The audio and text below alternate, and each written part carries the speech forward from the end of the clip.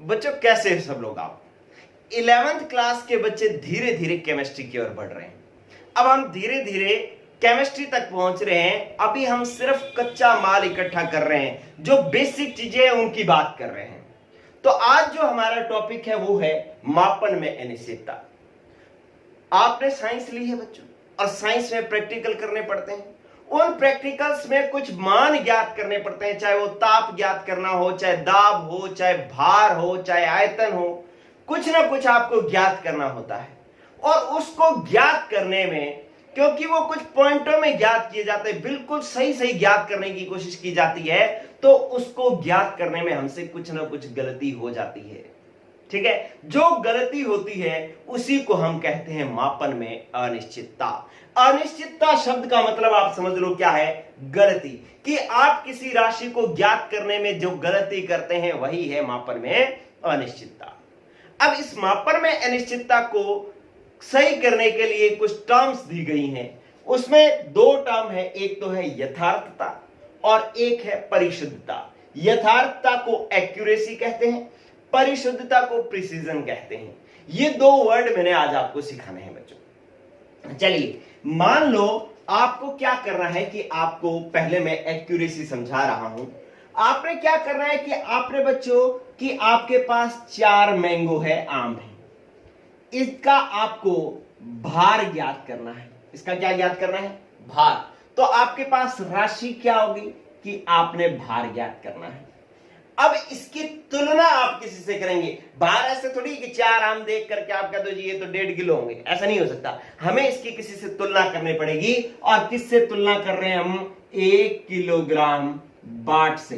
ठीक है, वो बाट रखते हैं ना तुलना पर, 1 किलो का बाट होता है, 2 किलो का बाट होता है, आधा किलो का होता है। जो बाट है उस बाट को जो है हमने क्या मान लिया? इस जो 4 आम है इसकी तुलना हम इस 1 किलो के बाट से करेंगे। और फिर पहले क्या किया कि पहले जो राशि तय ज्ञात करनी है वो चुन ली, फिर इसका जिससे तुलना करनी है वो चुन लिया, फिर हम इन दोनों की करेंगे तुलना करेंगे तो हमें पता लग जाएगा कि इन 4 आमों का भार कितना है।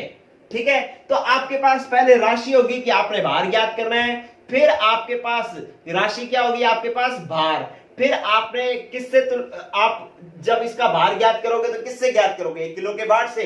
तो ये आपका हो गया मानक। क्या हो गया? मानक। मानक एक मान हो गया, एक मानक राशि होगी कि 1 किलो का बाट, ये मानक है। मानक मतलब जो बदलता नहीं है। अब ये 1 किलो का है तो ये 1 किलो का ही रहेगा, अगर 2 किलो का है तो 2 किलो का ही रहेगा। ठीक है, और फिर हमने इन दोनों की है तुलना। ठीक है, अब ये जो तुलना है, ये जब हम किसी राशि की उस मानक से जो तुलना करते हैं उसी को हम कहते हैं यथार्थता। ठीक है, तो आपके पास अगर यथार्थता की परिभाषा आ गई, क्या हो गया कि किसी राशि की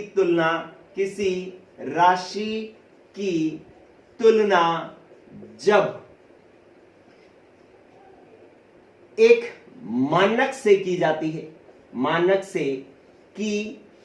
है तो उसे यथार्थता कहते हैं। ये आपके पास एक परिभाषा आ गई यथार्थता की। बच्चों देखो, अगर आपने मान लो कि जैसे आपने एक तुला थी, एक तरफ आपने 1 किलो का बाट रखा, दूसरी तरफ आपने आम रखना शुरू किए, 1 2 3 4 आम रखे। तो जब ये तुला क्या होगी? बिल्कुल बराबर नहीं होगी, या तो ये थोड़ा सा नीचे होगा या थोड़ा सा ऐसे ऊपर होगा। ठीक है ना, आप देखते हैं तुला बिल्कुल बराबर नहीं होती, तो इसका मतलब है कि उसकी यथार्थता जो है वो सही नहीं है। ठीक है, जब ये दोनों बिल्कुल बराबर हो जाएंगे तो इसका मतलब इसकी यथार्थता ज्यादा है। ठीक है, तो आप किसी तुला पर आप किसी राशि भार को ज्ञात कर रहे हैं, और वो जब बाट की तुलना में, मानक क्या है? बाट की तुलना में बिल्कुल बराबर आ जाए तो उसकी यथार्थता ज्यादा है। थोड़ा सा ऊपर रहे या थोड़ा सा नीचे रहे तो उसकी यथार्थता कम है। ठीक है, तो किसी राशि की यथार्थता क्या होती है? किसी राशि की तुलना जब एक मानक से, मानक क्या हो गया? बाट की तुलना की जाती है तो उसे यथार्थता कहते हैं। ठीक है, और यथार्थता जितनी ज्यादा होती है, किसी वस्तु की यथार्थता जितनी ज्यादा होती है वो राशि, किसी वस्तु की राशि जो हमने ज्ञात की है उसकी यथार्थता जितनी ज्यादा है, वास्तव में वो उतना ही सही मान है, उतना ही सही मान है।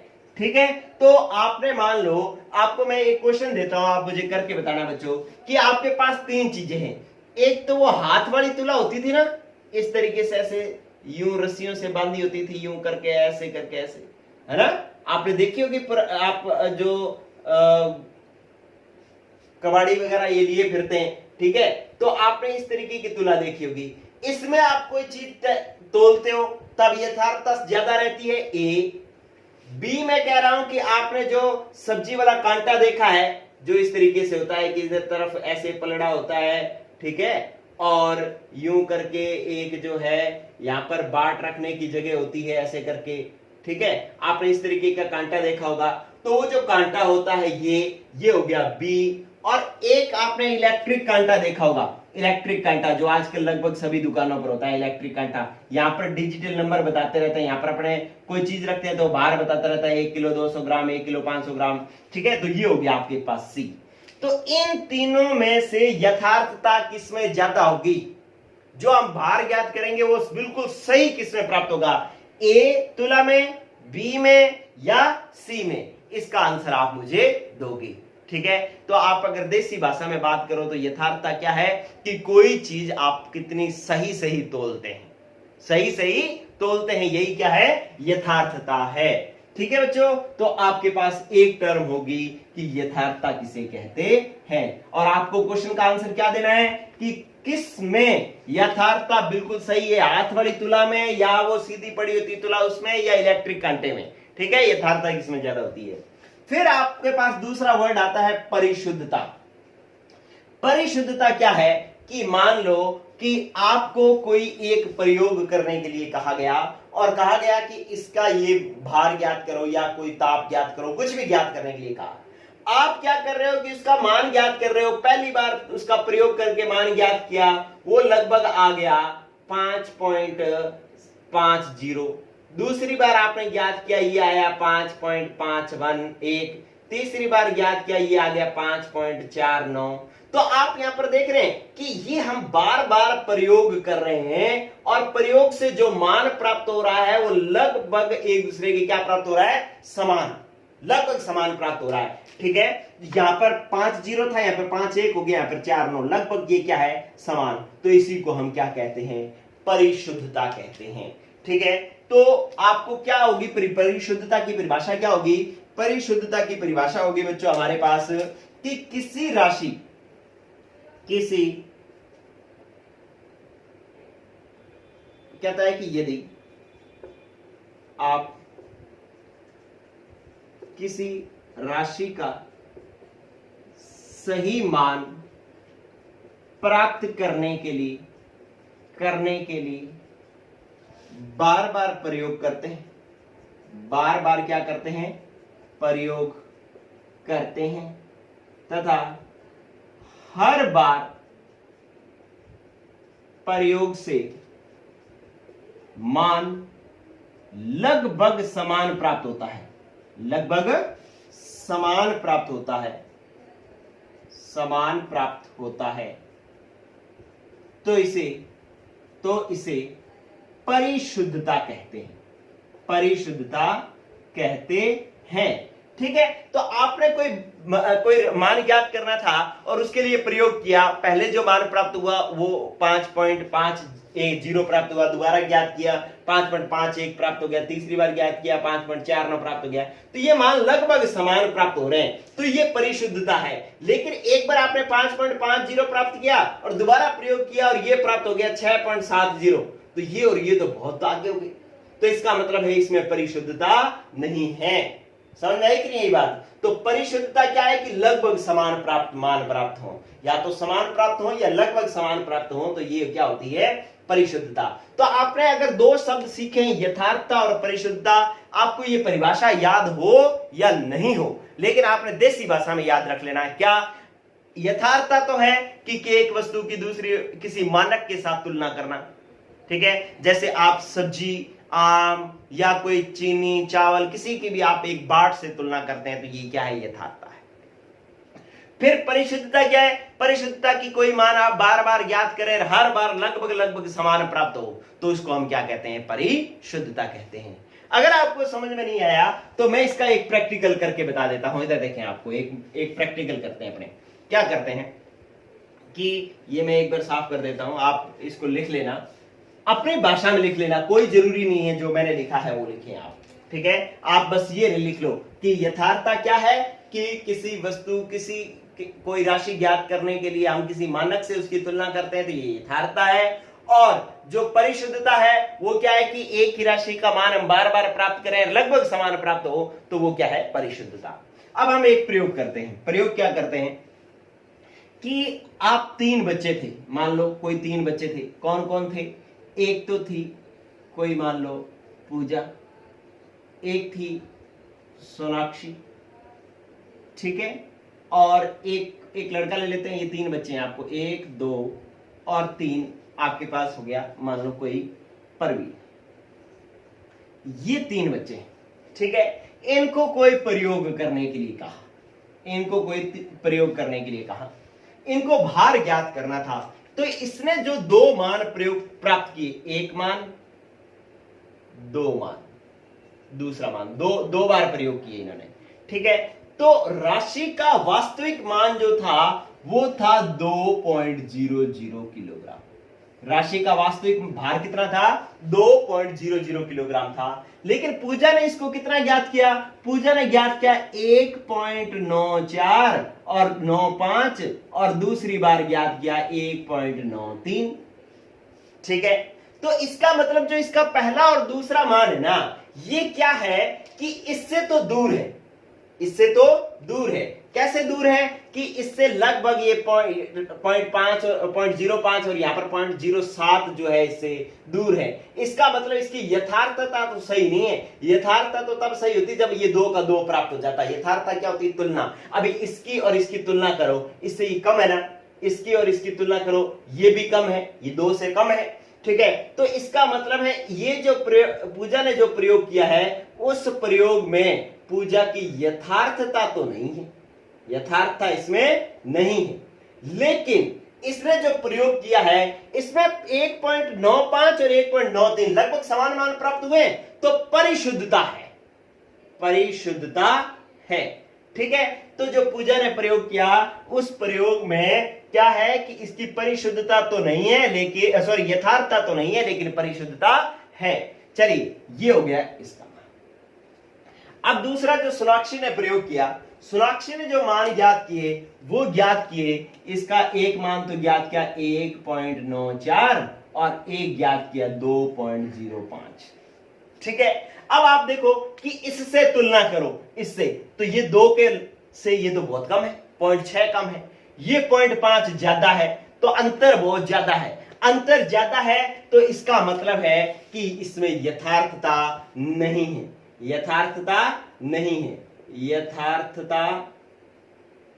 यथार्थता इसमें नहीं है। क्यों नहीं है? क्योंकि इसकी तुलना करके देखो, ये तो बहुत अलग अलग मान है, ठीक है, तो यथार्थता नहीं है। और दूसरी चीज कि परिशुद्धता, तो परिशुद्धता बताओ कि जब ये मान प्राप्त किए तो ये दोनों लगभग समान है क्या? नहीं है लगभग समान। कितने का अंतर है? ये तो 2 से 0.6 कम है, ये 2 से 0.5 ज्यादा है, तो इनमें अंतर बहुत ज्यादा है। तो इसका मतलब है परिशुद्धता भी नहीं है, लगभग समान मान प्राप्त होते हैं। जैसे यहां पर दोनों लगभग समान मान प्राप्त हो रहे हैं, तो इसमें परिशुद्धता है। लेकिन इससे ये देखो, इसकी तुलना की इस मानक से, तो मानक से तुलना करने पर ये बहुत अलग प्राप्त हो रहे हैं, इसलिए यथार्थता नहीं है। तो इनकी अब इससे तुलना की तो यथार्थता भी नहीं है, और इनकी आपस में तुलना की तो इस लगभग समान मान भी प्राप्त नहीं है, तो इसलिए इसकी परिशुद्धता भी नहीं है। तो जो सोनाक्षी ने प्रैक्टिकल किया उसमें ना तो यथार्थता है ना ही परिशुद्धता है। फिर आप देखें कि जो आपके पास प्रवीण बच्चा था, इसने जो प्रैक्टिकल किया उस प्रैक्टिकल में इसने क्या किया कि मान ज्ञात किया, एक तो मान ज्ञात किया 1.99 और एक मान ज्ञात किया 2.01, ठीक है। तो अब आप देखें कि ये जो मान है ना, आप इससे तुलना करें, या 2.1 प्राप्त कर लिया, मान लो 2.1 सीधा ये लिख लो। तो अब देखो इसकी इससे तुलना करो, ये 2 ये 1.99 लगभग बराबर है ना। और ये 2.1 और ये 2.0, ये भी दोनों लगभग बराबर है ना। तो जब इसकी मानक से इसकी तुलना की और मानक से इन दोनों के मान लगभग समान प्राप्त हो रहे हैं, तो इसका मतलब है कि इसके अंदर यथार्थता है, यथार्थता है। ठीक है, लेकिन अगर मैं इसकी परिशुद्धता देखूं तो परिशुद्धता ये 1.99 और ये 2.1, ये लगभग दोनों समान ही है, 0.2 का ही अंतर है। ठीक है, तो ये भी दोनों मान लगभग समान प्राप्त हुए हैं। आपने दो बार प्रयोग किया, दोनों बार लगभग समान मान प्राप्त हुआ है, तो इसका मतलब इसके अंदर यथार्थता भी परिशुद्धता भी है, इसमें परिशुद्धता है। ठीक है, तो प्रवीण ने जो प्रैक्टिकल किया उसमें यथार्थता भी है और परिशुद्धता भी है, लेकिन सोनाक्षी ने जो प्रयोग किया उसमें ना तो यथार्थता है ना ही परिशुद्धता है। पूजा ने जो प्रयोग किया उसमें यथार्थता तो नहीं है लेकिन परिशुद्धता है। ठीक है बच्चों, तो इस तरीके से आप इसको समझ सकते हैं। आप एक प्रश्न का आंसर मुझे और दें। मैंने आपको एक प्रश्न तो वो तुला वाला पूछा है, दूसरा प्रश्न और मैं पूछ रहा हूं जिसका आंसर आपने मुझे कमेंट बॉक्स में देना है। दोनों क्वेश्चंस का आंसर कमेंट बॉक्स में देना है। क्वेश्चन क्या है कि आपके पास कि एक मान है, मान लो 5.00 किलोग्राम, ये कोई मान है। ठीक है, ये मानक मान है। अब इसके लिए जब प्रयोग किया दिनेश ने, एक दिनेश बच्चा है जिसने प्रयोग किया है, तो इसने इसके दो मान ज्ञात किए। एक तो ज्ञात किया कि 4.99, ठीक है, और दूसरा ज्ञात किया इसने कि 5.1। ठीक है, अब मुझे बताओ कि दिनेश ने जो ये मान ज्ञात किए हैं, ये दिनेश के प्रयोग में यथार्थता है या नहीं?